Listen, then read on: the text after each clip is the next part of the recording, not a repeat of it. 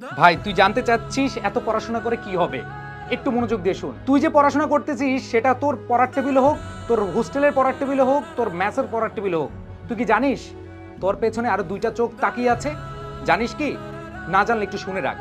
তুই পড়াশোনা করতেছিস, তোর বাবা মায়ের দুইটা দুইটা চারটা চোখ তোর দিকে তাকিয়ে আছে তাদের স্বপ্ন পূরণ করার। তুই পড়াশোনা করতেছিস, তোর এই পড়াশোনার খরচ চালানোর জন্য তারা ব্যস্ত থাকছে, দিনের পর দিন পরিশ্রম করে যাচ্ছে, তাদের কষ্টের কোনো সীমা নাই শুধুমাত্র তোর পড়াশোনার জন্য। তুই পড়াশোনা করতেছিস, তারা অধীর আগ্রহে বসে আছে কবে তোর প্রতিবেশীকে, তার কাছের মানুষগুলোকে বুক ফিলিয়ে বলবে যে আমার ছেলে আমার মেয়ে ভালো রেজাল্ট করেছে। তুই পড়াশোনা করছিস, তোর বাবা মা দুই হাত তুলে অজরে কাঁদতেছে আল্লাহর কাছে যেন তুই ভালো রেজাল্ট করতে পারিস। ভাই আর কি চাস?